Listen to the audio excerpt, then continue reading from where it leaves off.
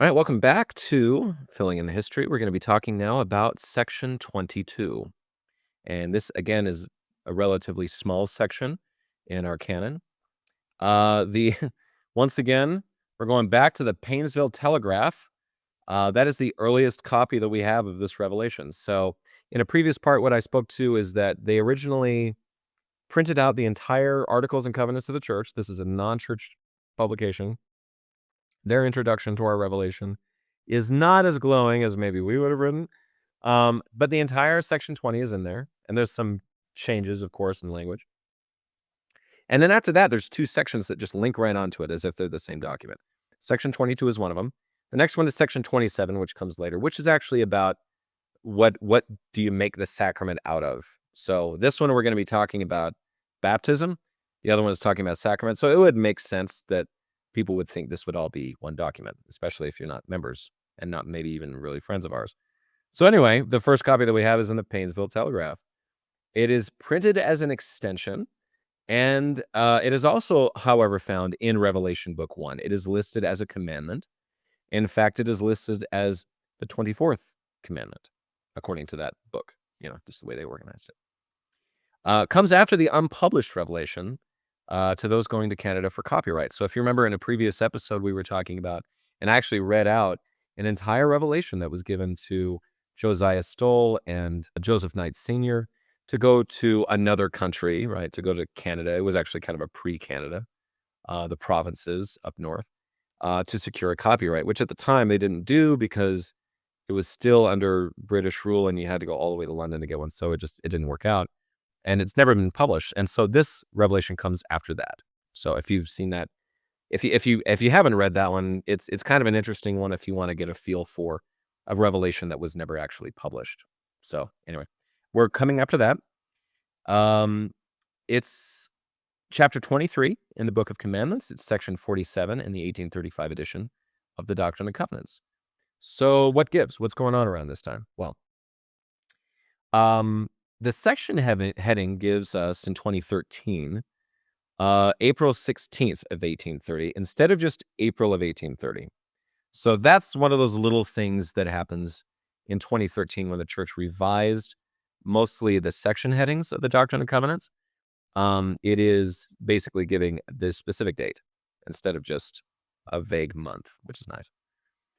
The manuscript history gives us the following. It says, recounting that several were ordained in the aftermath of the church organization. Joseph Smith's father and mother were also baptized. Martin Harris and somebody named Rockwell was also baptized. So that's kind of the events leading up to this. So this is the day the church was organized.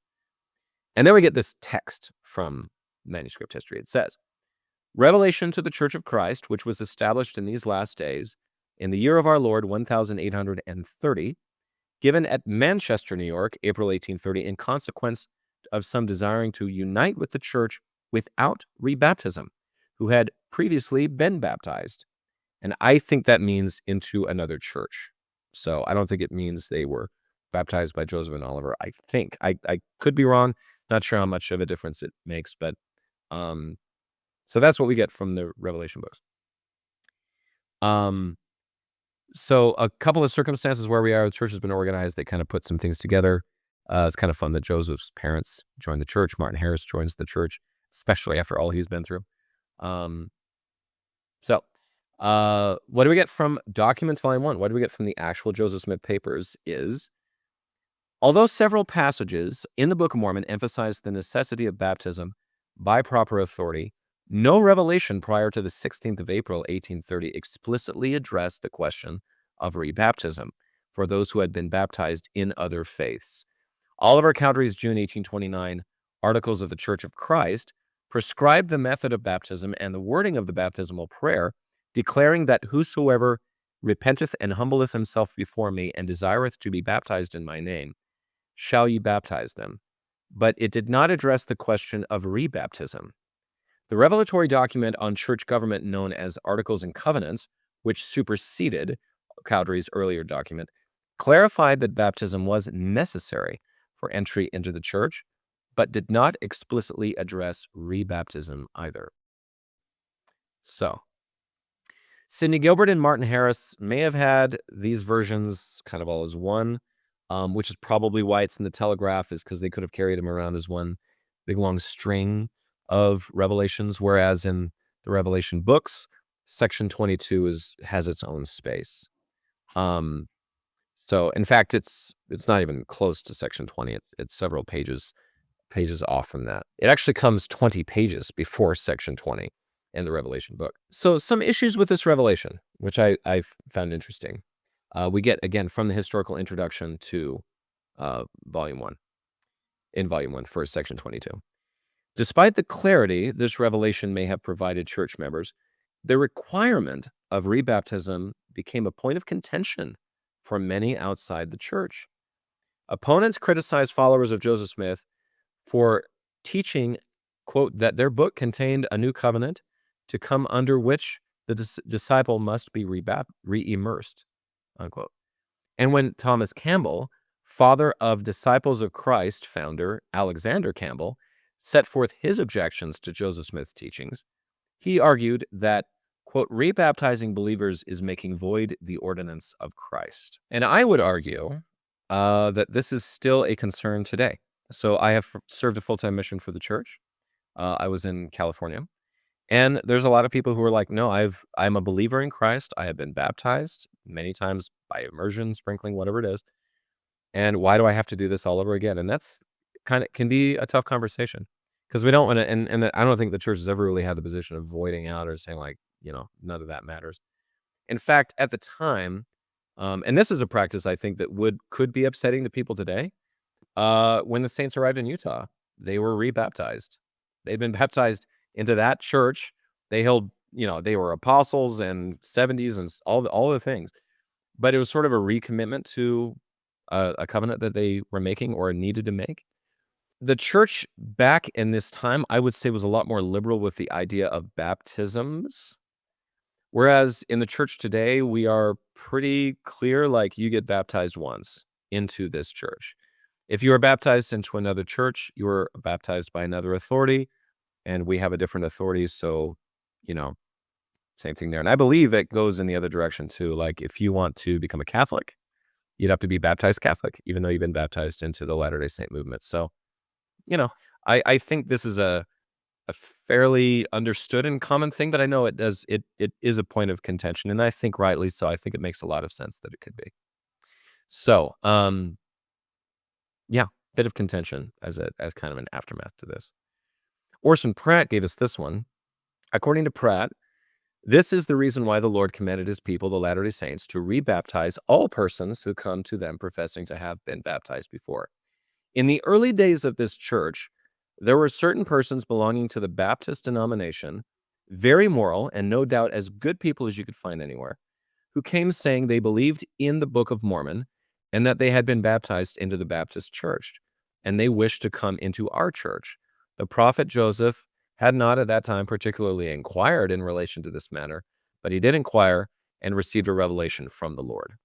So that's Orson Pratt's from his Journal of Discourse address that he gave in 1873, much later. So, yeah, I guess a lot of it could have just been to organize things and make sure things were in order. But yeah, if you don't know, the quick answer to this is, to this day, one of the reasons why, if you want to join the Church of Jesus Christ of Latter-day Saints, it has to be done. You have to kind of start over, if you will. You have to be rebaptized into the church. You have to be baptized by immersion by somebody holding priesthood authority in the church. And usually there's a interview process and sort of an approval process to become baptized into the church. It's not like lengthy or anything, but yeah, that's something that even missionaries do. And a lot of people don't know this, but like when 18, 19, 20, 21-year-old young men like myself go out into the world, and then you're told, yeah, by the way, you're the one interviewing somebody to find out if they're ready and worthy to be baptized into the church. I was like, wow, I'm like a kid, but yeah, we take this very seriously, and we hand those priesthood duties off to those proper channels. And it's a wonderful thing. Like I said, at least on my mission, I never treated it as some sort of an affront or like, oh, you have to prove it to us or anything like that. I think it's just saying, you know what, let's just start things off from the beginning. again, like a lot of other denominations do, of a ritual to denote that you are formally entering into this religion. And so, not a whole lot here. Like I said, a lot about your former works and dead works, maybe if you will. Uh, yeah, that's not how we do this anymore. This is a new priesthood. This is a new covenant, new sort of setup that we have. So if you want to be a part of it, then you should join it again. And like I've said before, some members who are even already members of the church got baptized again to sort of reaffirm their covenants. Today in the church, we teach that the main method in which we renew those covenants is our weekly sacrament meetings.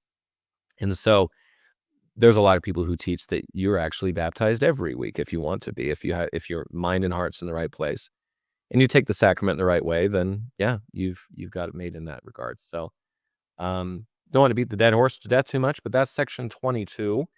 Hopefully this has been helpful. A lot of church organizational stuff. There's there is now a Church of Christ. Again, it's going to be 8 years until it's called the Church of Jesus Christ of Latter-day Saints. And that's what we have in terms of baptism, entering into the church, how the church is run, how the sacrament is run, how baptisms are run, all that kind of stuff. Very, very pivotal moment, something that we're going to refer to back a lot in the other histories that we get into. So, again, thank you again for being a part of this journey. And yeah, any comments, let me know. Again, we're on Spotify, we're on Apple Podcasts, YouTube. Share it with your friends if you like. Hopefully, this has been helpful to you. And until next time, I am the amateur historian, and we're going to keep on filling in the history.